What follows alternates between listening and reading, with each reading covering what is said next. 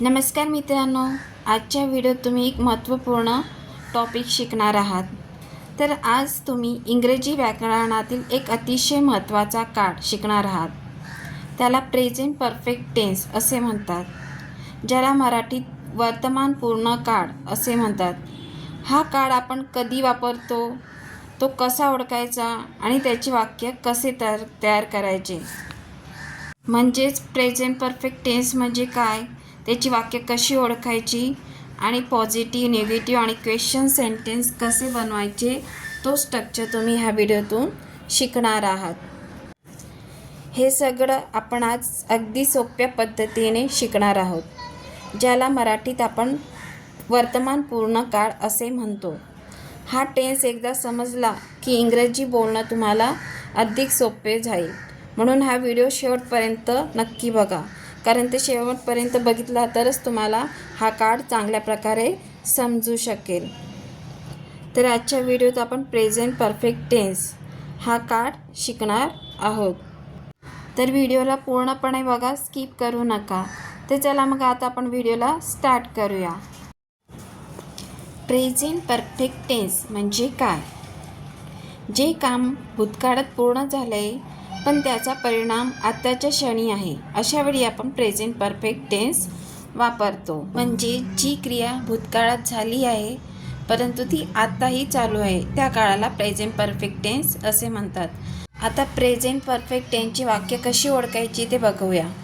जर मराठी वाक्याच्या शेवटी आहे, आहेत, आहेस, आहे असे असेल, म्हणजे केले आहे, गेले आहे, खाल्ले आहे, झोपले आहे इत्यादी जर येत असेल तर हे वाक्य प्रेझेंट परफेक्ट टेन्स असतात। म्हणजेच वाक्याच्या शेवटी जर केले आहे, गेले आहे, खाल्ले आहे, झोपले आहे, पिलं आहे असे असेल तर ते प्रेझेंट परफेक्ट टेन्सची वाक्य आहेत, हे ओळखावे।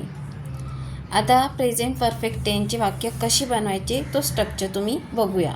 सर्वात पहिले आपण पॉझिटिव्ह सेंटेन्स कसे बनवायचे तो स्ट्रक्चर बघूया। त्यासाठी पहिले सब्जेक्ट येणार, नंतर हॅव किंवा हॅज, नंतर क्रियापदाचे तिसरे रूप आणि ऑब्जेक्ट। अशा प्रकारे प्रेझेंट परफेक्ट टेन्सची पॉझिटिव्ह सेंटेन्स बनवण्याचा फॉर्म्युला तुम्ही बघितला। आता कोणते कर्ते असले की हॅव लागेल आणि कोणते कर्ते असतील तर हॅज लागेल ते बघूया। आय, वी, यू, दे हे जर कर्ते असतील तर हॅव लागेल, आणि जर ही, शी, इट किंवा एखाद्या व्यक्तीचे नाव असेल तर हॅज लागेल। आता आपण काही उदाहरणासकट समजून घेऊया। येथे काही उदाहरणं दिली आहेत, आय, वी, यू आणि दे सोबत। तर चला मग आपण आता उदाहरणासकट समजून घेऊया। येथे आहे मराठीत, मी जेवण केले आहे, म्हणजे वाक्याच्या शेवटी काय आहे, केले आहे, तर ही वाक्य परफेक्ट प्रेझेंट टेन्सचे असतात। आता इथे I have eaten food, I have eaten food, सर्वात प्रथम करता आय, नंतर आय म्हणून हॅव आणि नंतर क्रियापदाचे तिसरे रूप आणि फूड हे ऑब्जेक्ट आहे। आम्ही काम पूर्ण केले आहे, we have completed the work, we have completed the work. First we हे करता, वी आहे म्हणून हॅव, कम्प्लीटेड हे क्रियापदाचे तिसरे रूप, द वर्क हे ऑब्जेक्ट आहे। नेक्स्ट, तू पुस्तक वाचले आहेस, you have read the book, you have read the book. येथे फर्स्ट यू हा करता आहे, नंतर यू आहे म्हणून हॅव, रेड हे क्रियापदाचे तिसरे रूप, द बुक ऑब्जेक्ट आहे। त्यांनी सामना जिंकला आहे, they have won the match, they have won the match. येथे करता दे, नंतर दे म्हणून हॅव, वन हे क्रियापदाचे तिसरे रूप, द मॅच ऑब्जेक्ट। आता ही, शी, इट सोबतचे वाक्य बघूया। तो शाळेत गेला आहे, he has gone to school, he has gone to school. He, she, it असेल तर हॅज, करता ही, नंतर हॅज, क्रियापदाचे तिसरे रूप गॉन टू स्कूल ऑब्जेक्ट। तिने अभ्यास केला आहे, she has studied, she has studied. येथे शी ही करती आहे, नंतर हॅज आणि स्टडीड हे क्रियापदाचे तिसरे रूप। रामूने पत्र लिहिले आहे, Ramu has written a letter, Ramu has written a letter.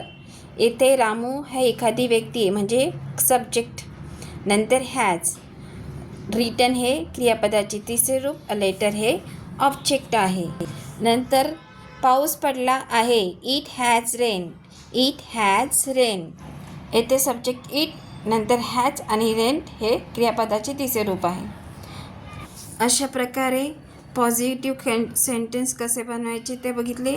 आता निगेटिव्ह सेंटेन्स कसे बनवायचे ते आपण स्ट्रक्चर बघूया. येथे दिला आहे सब्जेक्ट, नंतर हॅव किंवा हॅज, नंतर नॉट, नंतर क्रियापदाचे तिसरे रूप आणि ऑब्जेक्ट. निगेटिव्ह सेंटेन्स बनवताना पहिले करता, नंतर हॅव हॅज, नंतर नकारात्मक सेंटेन्ससाठी नॉट, नंतर क्रियापदाचे तिसरे रूप ऑब्जेक्ट. आता उदाहरणांसकट आपण समजून घेऊया. आता मी अजून काम केलेले नाही. I have not done the work eight. I have not done the work yet म्हणजे करता आय म्हणजे मी, नंतर हॅव नॉट, डन हे क्रियापदाचे तिसरे रूप, द वर्क येट म्हणजे ऑब्जेक्ट. त्याने पैसे दिलेले नाहीत. He has not paid the money. करता इथे ही आहे म्हणून हॅज, नंतर नकारात्मक सेंटेन्स बनवण्यासाठी नॉट, क्रियापदाचे तिसरे रूप पेड, द मनी हे ऑब्जेक्ट आहे. त्यांनी चित्रपट पाहिलेला नाही किंवा असंही म्हणू शकता त्यांनी चित्रपट पाहिलेला नाही आहे. They have not watch the movie.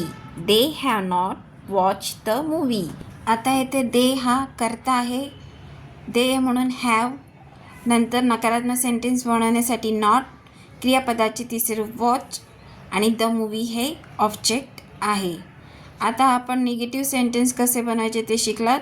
आता क्वेश्चन सेंटेन्स कसे बनवायचे तो फॉर्म्युला तुम्ही शिकणार आहात. त्यासाठी पहिले हॅव किंवा हॅज, नंतर सब्जेक्ट, नंतर क्रियापदाचे तिसरे रूप आणि ऑब्जेक्ट. म्हणजे सर्वात प्रथम हॅव हॅज, नंतर करता येईल, नंतर क्रियापदाचे तिसरे रूप येईल आणि ऑब्जेक्ट येईल. आता आपण काही एक्झाम्पल सकट समजून घेऊया. तर चला मग आता आपण काही एक्झाम्पल बघूया. येथे काही एक्झाम्पल्स दिले आहेत. तू गृहपाठ केला आहेस का? Have you done your homework? Have you done your homework. पहिले हॅव, नंतर करता यू, क्रियापदाचे तिसरे रूप डन, नंतर युअर होमवर्क हे ऑब्जेक्ट आहे. तिने जेवण केले आहे का? Has she eaten food? Has she eaten food. First has, नंतर शी ही करती आहे. इट या क्रियापदाचे तिसरे रूप इटन आणि फूड हे ऑब्जेक्ट आहे. त्यांनी निर्णय घेतला आहे का? Have they taken a decision? Have they taken a decision. First have, नंतर करता दे, टेक या क्रियापदाचे तिसरे रूप टेकन, अ डिसिजन हे ऑब्जेक्ट आहे. अशा प्रकारे क्वेश्चन सेंटेन्स कसे बनवतात हे तुम्ही बघितलात. आता प्रेझेंट परफेक्ट टेन्समध्ये वापरले जाणारे शब्द. ऑलरेडी म्हणजे आधीच, एट म्हणजे अजून, जस्ट आत्ताच, एव्हर म्हणजे कधी, नेवर म्हणजे कधीच नाही, सिन्स म्हणजे पासून, फॉर इतका वेळ हे शब्द प्रेझेंट परफेक्ट टेन्समध्ये वापरले जातात. आता त्याची काही आपण उदाहरण म्हणजे एक्झाम्पल्स बघूया. मी आधीच अभ्यास केला आहे. I have already studied. I have already studied. तो अजून आलेला नाही. He has not come yet. He has not come yet. Yet हे वाक्याच्या शेवटी वापरलेलं आहे. मी कधीच दिल्लीला गेलो नाही. I have never been to Delhi. I have never been to Delhi. मी 2018 येथे राहिलो आहे. I have lived here since 2018. I have lived here since 2018. तर अशा प्रकारे हे शब्द ह्या वाक्यामध्ये वापरली जातात. तसेच महत्त्वाची सूचना. मित्रांनो लक्षात ठेवा, जेव्हा प्रेझेंट परफेक्ट टेन्समध्ये एस्टरडे, लास्ट इयर, ॲगो हे शब्द कधीच वापरले जात नाहीत. म्हणजे हे शब्द वापरायचे नाहीत. तर मग आजच्या व्हिडिओत इतकंच. व्हिडिओ कसा वाटला मला कमेंट्स करून सांगा. व्हिडिओ आवडला तर लाईक करा, तुमच्या फ्रेंड, फॅमिली, रिलेटिव्समध्ये शेअर करा आणि माझ्या चॅनलला सबस्क्राईब करायला विसरू नका, जेणेकरून असे नवीन नवीन व्हिडिओ मी तुमच्यासाठी आणू शकेल. तसेच नोटिफिकेशन बेल आयकॉनवर क्लिक करा, म्हणजेच मी व्हिडिओ टाकताच त्या व्हिडिओची नोटिफिकेशन तुम्हाला लगेच मिळेल. तर चला मग भेटूया आपण नेक्स्ट व्हिडिओत.